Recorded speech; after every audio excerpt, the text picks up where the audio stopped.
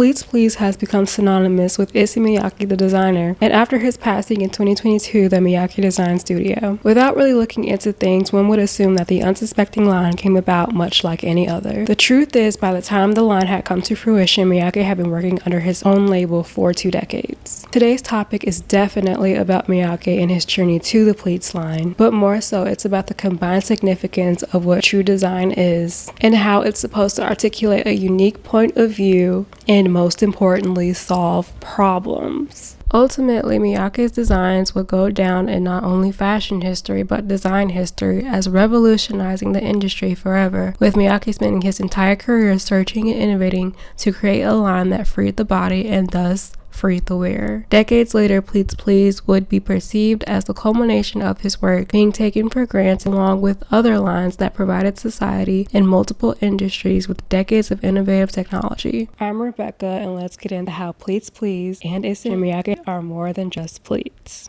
As a child, Miyake would look at his sister's magazine, who went to Bunker Fashion College to study fashion. Miyake began designing his own clothing, and his first collection was for Toyo Rayon's, now Toray Industries Incorporated, 1963 calendar, and requested by art director Joe Mirakoshi. Miyake then announced No no to Ishi no Uta, or Poems of Cloth and Stone, after graduation in 1963. The event that retroactively birthed Pleats Please happened in Paris while Miyake was enrolled in the Champs Syndicales de la Couture Parisian school. During an apprenticeship with Guy Laroche in Avenue Montaigne, Miyake apprenticed under Hubert de Givenchy 2 years later, initially to gain a living wage, where Miyake drew 100 sketches daily. The French student revolt of 1968 took over Paris and made Miyake change his entire outlook on design. What partly began as a protest against the Vietnam War turned into something that contested the suffocating oppressive culture from a far-right French government. According to NPR, the events that led directly to the revolt began in March when students were arrested at University of Paris at Nanterre after protesting the war in Vietnam, and then for the right to spend the night in each other's dorms. The occupation of several administration buildings by the students at Nanterre, along with their arrest, inspired Sorbonne University students to occupy an amphitheater in solidarity. This resulted in hundreds of students being brutalized by police and 400 students arrested in a night of rioting. After the Sorbonne's closing, more students would arrive, digging up cobblestones for rocks to hurl at police and get sprayed with tear gas and beaten with batons in return. An event that began as a quote cultural revolution, even a sexual revolution, before a political one, according to NPR, would result in a 10 million worker strike, with factories being closed or occupied by workers. There was no gasoline, no trains, no mail delivery. Economic life in France ground to a halt, while the workers' demands had little to nothing to do with the students' demands, which NPR states were more philosophical than political, being that a significant amount of students came from wealthy families. The French student revolt gave way to France's women's movement, sexual revolution, higher salaries, better working conditions, and stronger unions. From this revolutionary event, Miyake vowed to make unstuffy, joyful clothes that offered the wearer more freedom. Miyake became determined to create clothing for the many rather than the few. This idea influenced Miyake's monozukuri, a term that describes technology and processes integrating development, production, and procurement. It also includes intangible qualities such as craftsmanship and dedication to continuous improvement, according to Japan Intercultural Consulting. Specifically, Miyake's monozukuri was confidence and pride regarding past and future. A year later, Miyake left Paris partly due to disenfranchisement. People were very snobbish in Paris, especially in haute couture. Miyake's year in New York allowed him to study English at Columbia University and produce sketches for Jeffrey Bean. Miyake's experience with couture, along with being immersed in the magnetic culture of New York, led him to return to Japan in 1970. Miyake entered and lost the Tokyo Bunka fashion competition, ironically, because of lack of pattern making and sewing skills. The same year, Miyake Design Studio was founded, which initially began as a women's wear label, according to Something Curated. 2022. The same year, Miyake participated in the Terrain Knit exhibition where he presented a group of clothing in pieces that could be mixed and matched to suit different occasions. 1971, Miyake would return to New York to show his overseas debut collection, where he would showcase casual tailorings infused with the Japanese manufacturing system. The hybrid collection subverted typical Western expectations through a line of graphic t-shirts inspired by traditional Japanese tattoos, but of Western pop figures like Janis Joplin and Jimi Hendrix. Tattoo jersey dresses and clothes in sashiko embroidery were also featured in the collection, which was loved by US Vogue and Bloomingdale's. From here, we can see how Miyake's work is constantly striving to create a universal garment that freed the body and in turn freed the wearer. According to IsseyMiyake.com, his essential standard has always been making clothing from a piece of cloth, something that wouldn't be actualized until 20 years after he begins. This is a recurring theme or even possibly an issue seen in Miyake's work, where he has to wait for technology to catch up with his vision. 3 years after his debut collection, Miyake would be considered the maestro of the t-shirt tattoo craft. Didier Grumbach, who helped launch the ready-to-wear boutique Yves Saint Laurent, Rive Gauche, and Givenchy, and Andre Putman, globally renowned designer of hotels, private houses, offices, shops, and furniture, attended Miyake's set debut, and with their support, Miyake began presenting his collection in Paris starting in autumn-winter 1973. Through the 70s, Miyake endorsed inclusivity and ingenuity in all of his work. Quote, "I'm fascinated by all fields of design as an approach to society, people, life. Even if it looks like what I have done has become fashionable, fashion to me is like the wind. I like to stay constant. I put my mind to making a product that people enjoy." Trend is, I don't care, because I just do what I like, and that is my work. This enjoyment often manifested itself not in runway shows whose primary purpose will always be to sell merchandise, but through exhibitions. Miyake petitioned for Diana Vreeland's exhibit for the Metropolitan Museum of Art entitled 10s, the 20s, and the 30s, Inventive Clothes 1909 to 1939, as well as the work of British potter Lucy Reed to be shown in Japan, according to Archivepedia blog 2022. Additionally, Miyake believed in embracing traditional handcrafts and looking back before exploring new directions, which gave him the incentive and courage to move forward. Miyake's own exhibitions and collections throughout the 70s showcase his intimately humane design approach that involved experimentation of new and existing techniques to create new fabrics, forms of clothing, and the technologies by which to make them. From the efforts of Miyake and the Miyake Design Studio, he would be the first clothing designer to receive the Meiji Design Award in 1977, and the Kyoto Costume Institute was founded through his efforts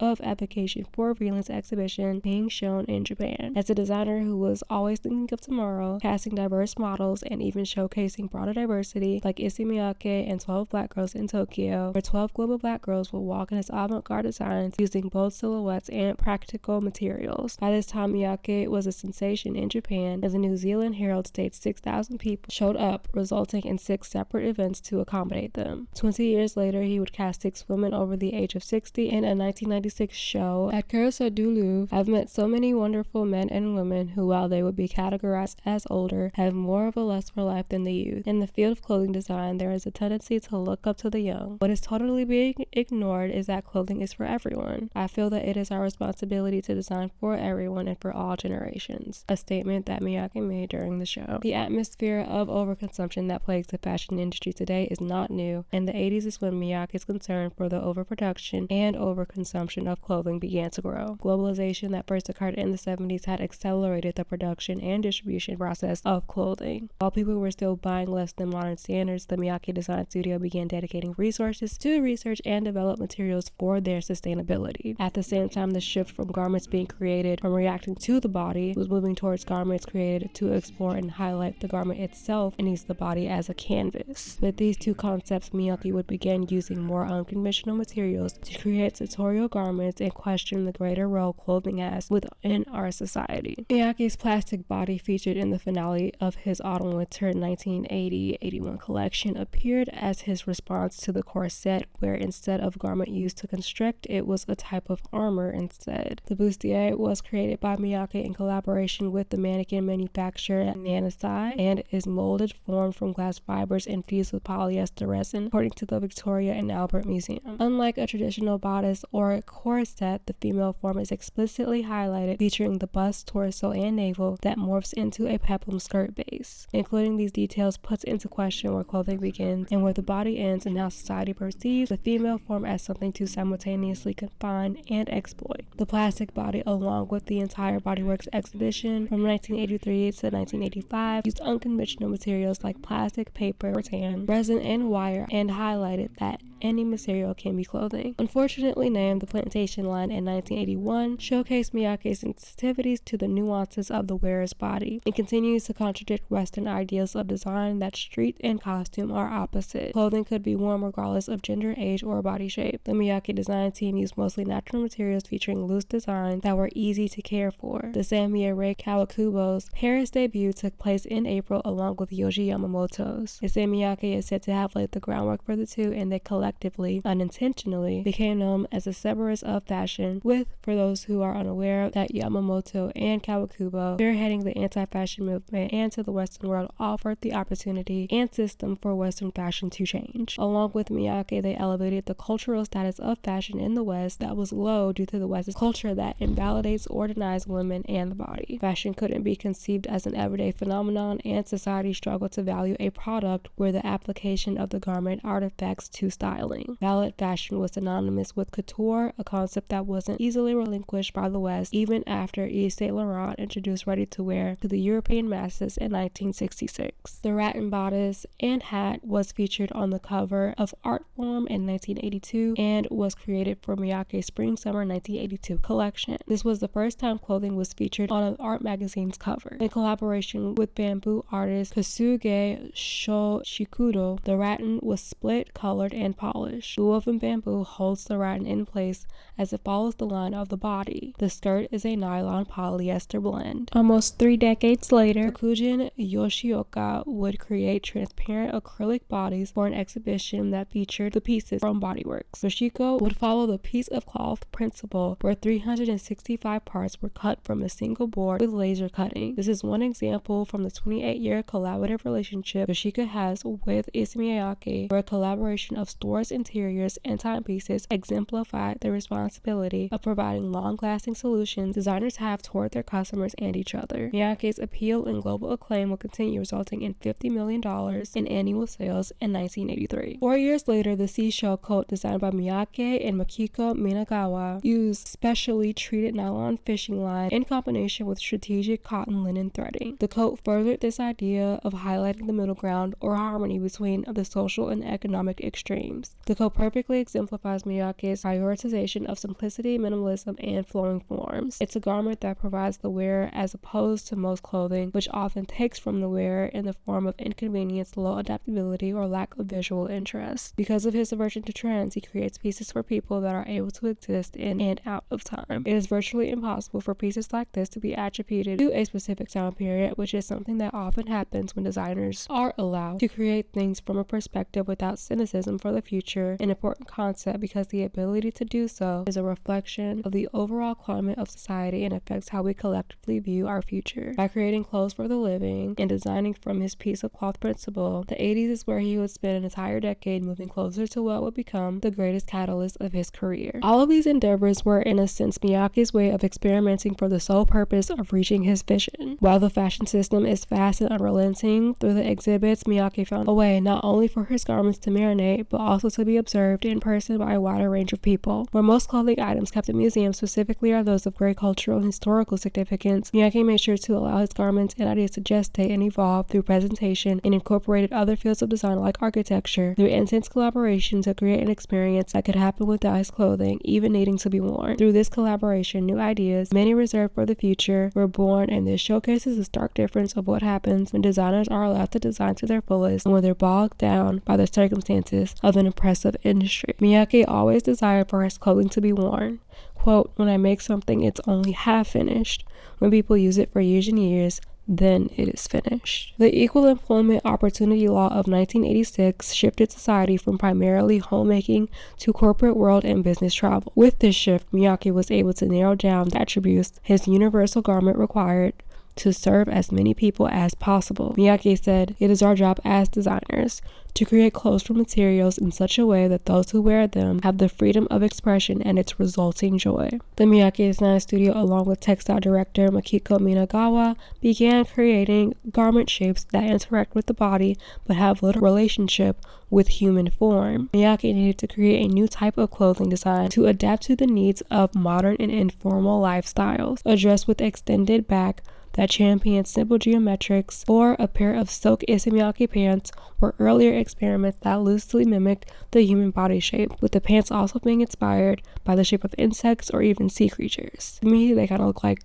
jellyfish or mollusks. The pants were traditionally pleated, and like Fortuny's pleats, with the construction less shrouded in mystery, would disappear if the seams were taken apart. As the experiments continued, Miyake requested Makiko to make me a fabric that looks like poison. Ultimately, this is a time when Miyake felt like his work was flattening. Same year, what would become a 13-year collaboration with Irving Penn began, and was especially important because it gave Miyake the opportunity to see his work through a camera lens and realize the limitation and possible developments of his endeavor. The collaboration was conducted a-un, or through silent communication, where Miyake never visited the studio during the photography sessions. For 13 years, Midori Kutamura is his right hand, chairman of the Miyake Design Studio and the Miyake Issei Foundation, as well as the president of the Design Culture Museum he founded. 2121 Design Site would venture to New York to bring the collections from Paris Fashion Week. With Midori doing the styling, every aspect of the photo shoots would go unchanged for 13 years.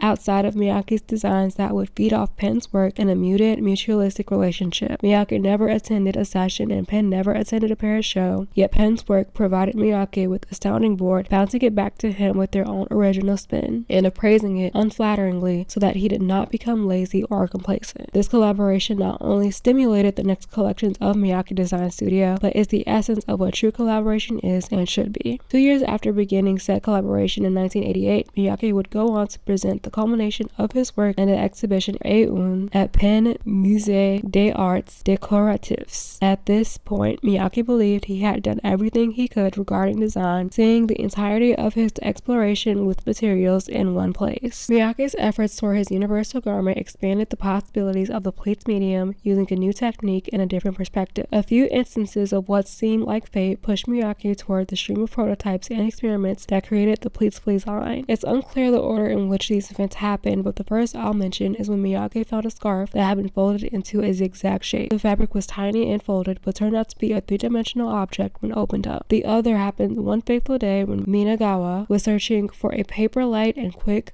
to dry material. Miyake observed her attentively fold a piece of paper and saw the potential of a variety of clothing born from the new technique of folding, and diagonally pleating a square piece of fabric. The first version of pleats was then presented in 1988 at Miyake's Spring-Summer 1989 collection, where he said, "You know, a bread baking oven? Just like that, a blouse is baked, like a loaf of bread." A cicada pleats, bird pleats, flower pleats, blade of grass pleats, monkey pleats, swallow pleats, starfish, and comb pleats were featured in said collection. The next 2 years after showing this, birth of the Pleats Please technique were pivotal in the production of Pleats Please. From here, the method of using exhibitions to showcase his experiments increased until the line's official launch. The exhibition's energies at Stedelijk Museum, Amsterdam, featured rhythm pleats that showcased the refinement in the pleating technique, where pleats were constructed at different angles to create 2- and 3-dimensional shapes with unusual placements for the head and arms. Inspired by French artist Henri Rousseau's 1910 painting La Rêve, or The Dream, the color palette and strange sculptural botanics and animals surrounding the lounging woman provided inspiration that was abstract and suggestive in nature. During the exhibition, the pieces were shown flat on the floor as well as on regular mannequins. On the body is where unexpected 3-dimensional shapes are created. Issey Miyake Pleats Please, an exhibition in the Tokyo Museum of Contemporary Art in Tokyo, the same work was presented. In 1991, a pleated clothing made from a special jersey fabric that would become Pleats Please Issey Miyake was showed in March in Paris. The same year, William Forsythe's production, The Loss of Small Detail for the Frankfurt Ballet, would be the missing link, the final piece of research Miyake needed to bring Pleats Please to life. Teray provided knit tricot fabric, a warp knit with an atlas structure,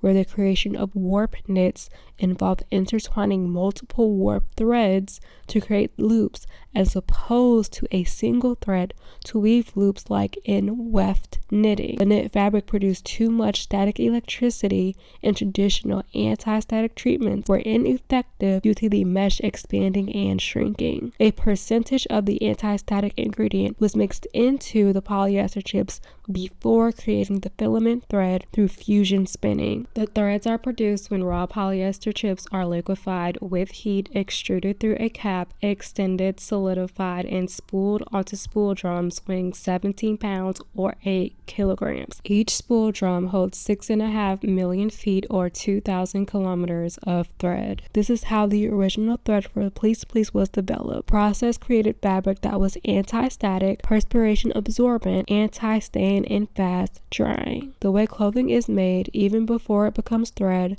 sportswear is possibly where the most textile innovation can be observed. Quote, "When I think about what clothes should be in the future, I think that sportswear is the most innovative and diverse. It focuses on the fresh sensation of function, color, material, etc. I want to gaze at the 21st century through sportswear, now that people around the world can watch a variety of sports through television." With his sportswear fascination, Miyake designed Lithuania's 1992 Olympic uniforms after being contacted by Dr. Edward Demanskis, the team's physician. The uniforms featured pleated jackets, why they're being mentioned here, and helped memorialize Lithuania's newfound independence as a nation after the dissolution of the Soviet Union. Instead of cutting and sewing pre-pleated fabric, fabric is first cut and sewn precisely as an oversized garment using a new fiber with memory. Layers of paper are then sandwiched between the garments and fed into heat press, shrinking them to perfectly sized garments, finalizing the shape and texture. Polytex is the small Japanese manufacturer that had been producing Pleats Please. Located in the northeastern section of Japan, some 350 kilometers north of Tokyo, in Shiroshi-zao, employs 105 people, and about 60 workers are responsible for Pleats Please manual manufacturing process. Today, over 30 machines offer various pleating techniques such as ribbon pleats and pleat and crush. The dedication to using Japanese manufacturers results in 1,500 garments being made after cutting, basting, sewing, pleating, and inspecting. Since 1988, Polytex has been the sole manufacturer of pleats, providing the innovative process that reversed the pleating technique. Doubling as an experimental laboratory for Miyake's engineers and designers, Kiyoshi Takahashi, an engineer at Polytex, shows the embodiment of the relationship with this quote, "I believe that in order to create something that moves someone, you have to use your hands, and you have to put your soul into it." Finally, in 1993, Pleats Please Issey Miyake was launched, and in the most celebratory way as a part of Spring-Summer 1994 collection's finale. Dancers sashayed down the runway, smiling, jumping, and gleefully expressing the Miyake Design Studio's monumental achievement. This defining moment is when Issey Miyake finally considered himself a designer. Clothing that highlighted the space between the body and the cloth followed a concept called lacunae, or a pause. Western designers like Sonia Orikia misunderstand the concept. These clothes don't touch the body, they float around it. I think these designers are afraid of the body. Miyake's clothing is fun and playful through discovery, since the nature of garments is not easily designed and you have to figure out how to wear something. The clothing provides greater potential of possibility than Western garments. Continuing with the legacy of artist collaboration, the Pleats Please guest artist series in 1996 with contemporary Japanese photographer Yasamusa Muramura. My favorite iteration of the series is in 1998 when Kai Guo-shiang, who dresses up, pouring gunpowder on dresses and lighting a fuse, creating burn marks and dragon shapes.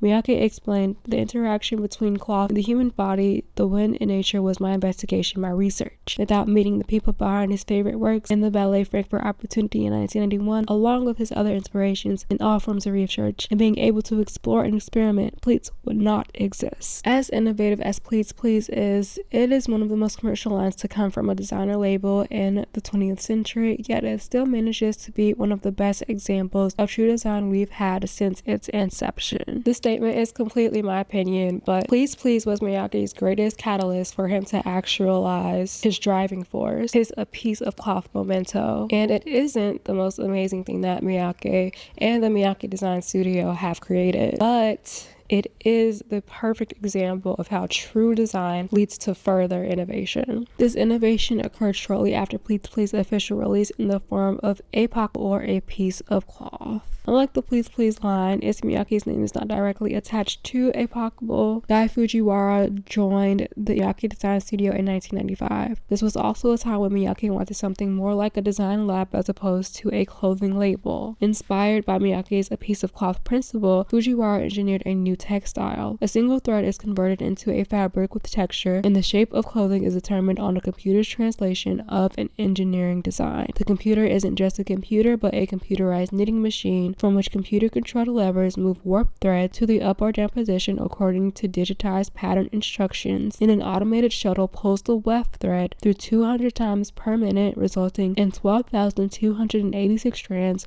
running from an oversized spool into the needles. The digital jacquard loom overhead, which is a loom attachment that automates weaving of patterns, was co-opted to create embedded seams that results in the epochable clothing.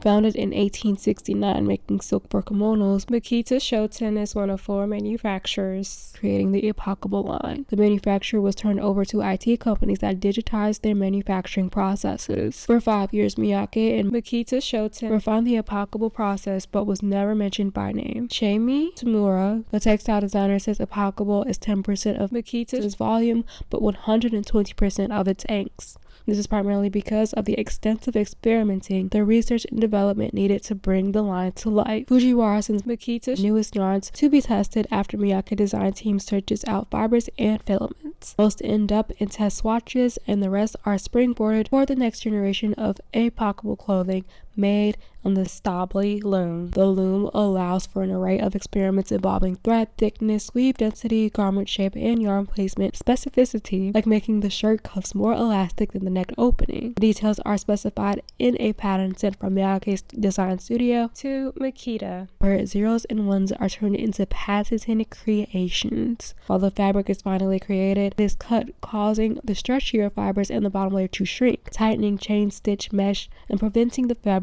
from unraveling. When the top and bottom of the tube unite, they are knitted together, forming the garment's seams. This was viewed at a demonstration during a debut exhibit at Access Gallery in Tokyo. According to the article, the crowd was unconcerned with this innovative process and believes if it was shown in New York or Paris, it would have been a different story, but considering how fickle fashion is when it comes to innovation, it most likely would have created a spark, and the critics and consumers would be on to the next perceived interesting thing well before the next season. Epochable, however, has great potential and is being considered as lightweight, low-cost alternative to traditional building components like wood, steel, and aluminum. Japanese venture capital firm Taurus wants to scale A-POC to construct pillars, walls, and furniture. Toshiko Mon invited Fujiwara to talk about A-POC as a microarchitecture where its weaving techniques are used to build refugee shelters, boats, etc. Robert Metcalf, Ethernet inventor, speculates, why not sprinkle nanocomputers, smart sand on substrates of woven power filaments and communication fibers? Imagine a yarn conducting on one side and insulating on the other. The patterned circuitry of computing devices being woven from high-tech fibers instead of rigid substrates would allow for the ability to precisely control properties and placement of each thread, which is the foundation of the A-POC method. According to Miyake, A-POC was created because I want to do less cutting, not much cutting to get a shape, and to make cuts that allow fabric to change shape and make different forms. Design is that we started naked and we add something, but we return to that place of being naked. At this point, people have become consumers and forgotten the many ways they can participate in their clothing, and A-POC allows them to participate by making their own clothing. Even with Miyake's tech-heavy approach, he manages to foster human connection with other designers and the manufacturers or suppliers he collaborates with. There are so many designers that only work on computers. They don't relate what they design to reality, but here, we went to the factory to talk to people. We could have tea together. We could talk and share experiences. So this project is based on human connection. The way he works with people, with collaborating with people, with young people, not many people know how to do it. Even great people, they don't let people do. because they feel threatened. Issey-san knows how to make people grow and develop. They enjoy it, and he enjoys it, and the result, we enjoy it, outsiders. 132.5 is another independent line, and again, that builds off the innovation of pleats and possibly A-POC. One piece of fabric of three-dimensional shape reduced to two, and when the garment is worn, it enters the fifth dimension, specifically referred to as through the communication among people by Miyake. Having no true seams and darts are created from sharp creases and folds based on computer formulas. The line is done by hand and more exclusive and possibly even more freeing than pleats due to structures being more directly designed by architects. Dr. Jun Mitani is a computer scientist at University of Tsukuba and creates 3D structures by folding a flat paper using a mathematical algorithm. 132.5 was conceived partly due to a blog post recognizing his work, and Miyake explains one of the other reasons for its inception. These clothes are all very light, like air, and are seasonless. I hope people will keep them a long time and not replace them every 2 months. That for me is the essence of sustainability. The 132.5 lines Pets was developed by Miyake Design Studio and took 2 years to develop by the Reality Lab specifically, which is the name of a boutique that carries the 132.5 line, Bao bags, and Home Plissé, but in this case, it's a research and development team that was led by Miyake, Manabu Kikuchi, a textile engineer, and Sachiko Yamamoto, a pattern engineer. It was established in 2007 and was originally comprised of designers and some old and new to the Miyake Design Studio, with 8 members in total when it was established at least. PET, with its complications like any other synthetic, organic, virgin, natural, or otherwise fiber, can be processed on a molecular level and reprocessed as ultra pure raw ad infinitum. Unlike other recycled textiles, it doesn't lose anything by quality and doesn't deteriorate even after repeated processing. Commonly used outside of the fashion industry where polyester is more common, PET reduces energy consumption and carbon dioxide emissions by 80%. Matani's bespoke program implemented 10 identical, basic 2-dimensional polygonal shapes like stars, triangles, rectangles, and octagons that equate to 29 items of clothing like blouses, skirts, trousers, and dresses on a single plane through combinations of some shape but on a different scale. The forms begin with the design of 3-dimensional garments. From there, triangulation is used to decompose each garment into flat 2-dimensional objects through folding techniques. The designs are first defined virtually on the computer, and then a paper model, similarly if not explicitly like origami, is used to determine the placement and size of the folding lines that transform the garment back into the folding plane or the 2-dimensional object. When the physical garment is being created, the folds are transferred onto fabric. In this specific garment, the fabric is cotton and PET blend with strategically placed copper and mulch green dyes so that the 2-dimensional object is copper,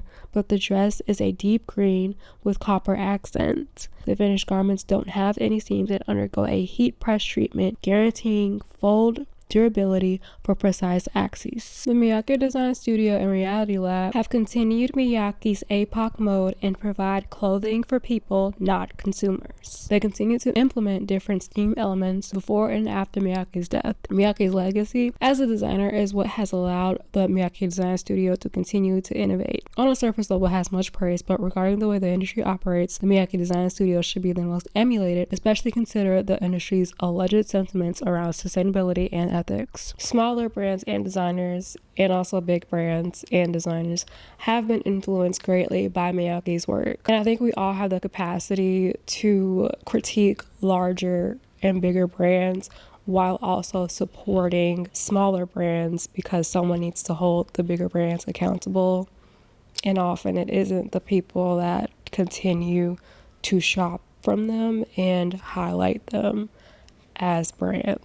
The Issey Miyake Design Studio, among its peers, is one brand that allows ideas to gestate. Issey Takahiko was appointed Issey Miyake president in 2019 and had been the company since the 1980s. In the spring-summer 2019 collection, a dodo textile was introduced that could be molded like clay or dough.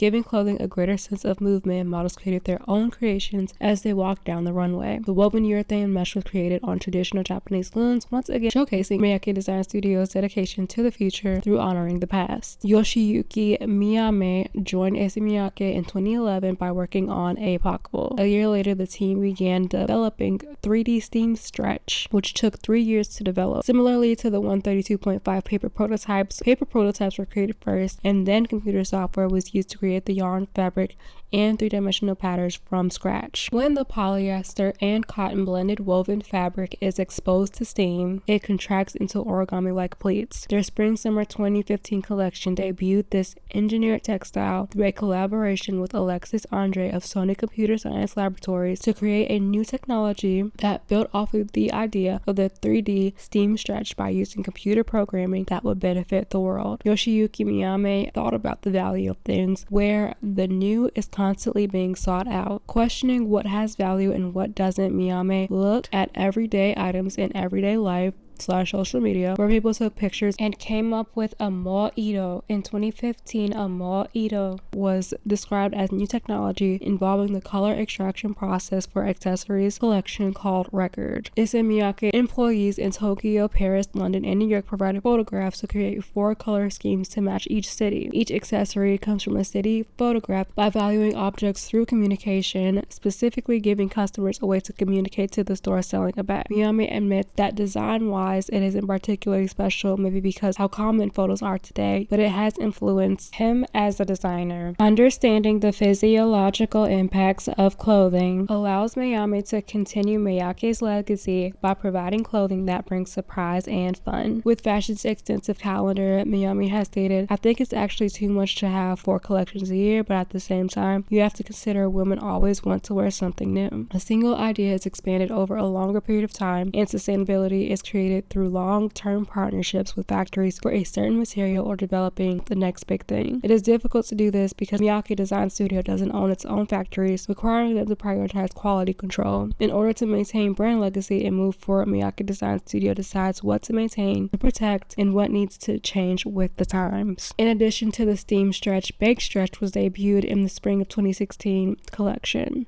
Wavy lines of glue were stamped onto garments in vertical or horizontal stripes. Multicolored dyes were then put in the gaps between glue, and everything is oven baked. This causes the areas without glue to expand outward, creating protruding bands around the garment. After washing, another dye is added to cover the remaining white sections of material. A bouncy clothing that reveals rainbow-hued stripes behind the wavy bands is then created. Satoshi Kondo's first collection was when Issey Miyake officially stepped down as a designer, and the collection is rife with the house codes of freeing the body, adaptability, and modular qualities that the brand is known for. Thinking Design, Making Design, Type 5 Nature Architects project debuted during Milan Design Week in 2023. This shows how Miyake Design Studio's engineers are constantly working, where the exhibit showcased design drawings that showed their latest design solutions and explored a series of prototypes that showed the innovations and potential of a piece of cloth. Nature Architects, a spin-off company from the University of Tokyo, provided the design drawings that showcase the possibilities of metamaterials, which are human-made materials that can have special properties that do not exist in natural materials, which is something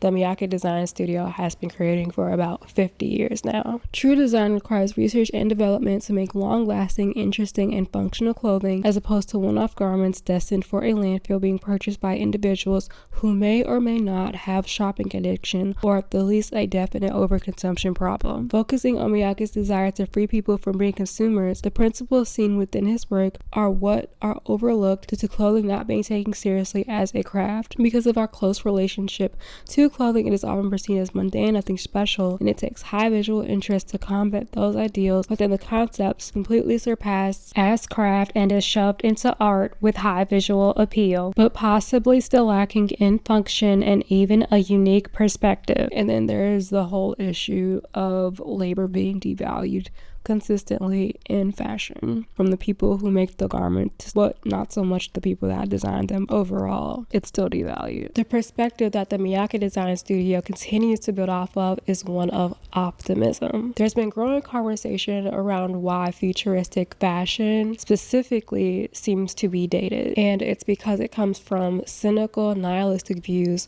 of our present and future. After surviving Hiroshima and witnessing a nuclear bomb being dropped on your home and seeing the effects on your mother, your family, your neighbors, and yourself, how do you think your perspective of the world would change? Telling victims of tragedy how to feel is wrong and needs to be not so normalized, but Miyake took all of the suffering of his reality, rejected and challenged said reality to envision an agreeable future. Pleats' sculptural inspiration comes from Isamu Noguchi, one of Miyake's favorite Japanese sculptors. Noguchi's railings for the Peace Bridge in Hiroshima was the first time Miyake would interact with his work. Noguchi entitled the handrails for the East Bridge Ikiru to live and the West Bridge Shinu to die. They were renamed Tsukiru to build and Yuko to depart, partway through construction in order to disambiguate them from a new movie by Akira Kurosawa. Seeing the completed memorial, Miyake internalized Noguchi's sense of fun and newness in his own design process. As time passed, Miyake would collect several of his sculptures shortly after his death in 1988, and his relationship to Noguchi can further be explored in the book Arizona. The prioritization of design and not profit is what led to the Issey Miyake Foundation, established February 2004, and the 2121 Design Site, which was established in 2007 and designed by architect Tad O. Endo. The Issey Miyake Foundation's purpose is to show how design affects our everyday lives and give back to its community. 2121 Design Site facility is Miyake's brainchild and serves as a research center for design, a place for thinking about design, and a place where things are actually made. It brings designers and everyday people together through the concept of having a 20/20 vision, which means as much as the clarity or sharpness of one's vision measured at 20 feet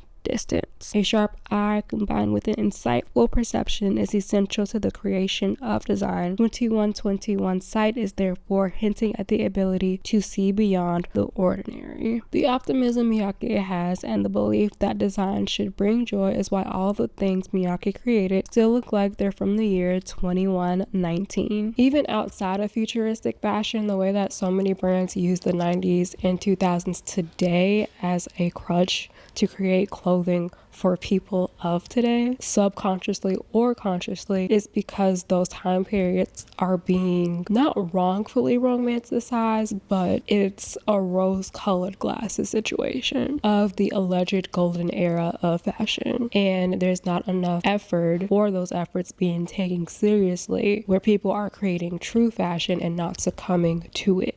This pessimism leaches into greater society and often affects how everyone views fashion in a negative way, regardless of their sentiments of how clothing and the fashion industry impact all of us. Through Pleats Please, A-POC, and then 132.5, Miyake gave people the tools to combat the need to overconsume by applying the concepts of each line to the way we collectively think about clothing and getting dressed. Pleats Please was created as a universal garment, and its iterations can be considered quite extravagant or obviously avant-garde, but its inspiration, jeans and a t-shirt, is where its versatility stems from. Even though jeans and a t-shirt isn't necessarily a universal garment regarding occasion, it can be depending on the needs of the wearer. Without necessarily needing to buy from the line, anyone who is able can participate in searching for a garment that serves them in most of their own situations. Instead of buying occasion wear, taking on the attitude that you are the occasion can prevent regret and unnecessary effort to endlessly edit a wardrobe. With A-POC calling people to participate in their clothing, you can take the same jeans and a t-shirt and alter them. Even with their seams, each item can be seen and reverted into a piece of cloth. The alterations don't even have to be permanent, and much like the A-POC line, imagination paired with like a limited amount of clothing or a limited amount of tools to edit said clothing with, as an example, creates the opportunity to discover what you need and want from your clothing before giving it to marketing that's convinced you to buy more things you don't actually want, let alone need. Lastly, 132.5 brings the concept of clothing back to its most important form, and without the need to alter it, forces people to absorb the truth that clothing only has meaning, a true purpose, when it is worn. In a Western society, it is virtually impossible for the majority of people to not associate certain clothing and accessories with wealth or poverty. People in the working class and the 1% rely on clothing, communicate their status, aspired and otherwise, thus giving the power to objects as opposed to the people wearing them. Ultimately, depending on your class, if we're being honest, and other socioeconomic factors, that means their power is being taken as well, and they themselves are reduced to objects. products and not who they are as people. That is the whole point, understandably. Every material item's value was determined by someone at some point in time, and so much of fashion relies on the insecurity of people striving to be seen as valuable to make a profit, like any other industry. Through internalizing people giving clothing all of their meaning, in theory, it could reduce the shame and the need to emulate groups who rarely consider said emulators as real autonomous individuals within their society. Issey Miyake engineered the future not for the sake of money or even the fashion industry, but for the well-beings of the people who made his work worth pursuing. He created clothing that did so much for the people who wear them. And it's time that we start questioning and normalizing to question why our clothing doesn't do more for us. Because regarding that topic, we deserve more than what is being offered. What we deserve is clothing for our lives that last lifetimes and brings us joy in the present while creating optimism for our future. I hope that you enjoyed this video. But yeah, what do you think optimism in fashion looks like? Dare I say, do you think that there are more than enough fashion brands who have a unique perspective, or do you feel like it's a tale of doing what produces, still at this point, hype on primarily social media, because that's where so many brands are? And how long do you think that is going to last with AI being implemented on Meta and the AI accounts, along with the deep fakes that they may or may not implement of people basically being influencers of themselves, especially on Instagram? Let me know your thoughts down below as usual. I will see y'all next time.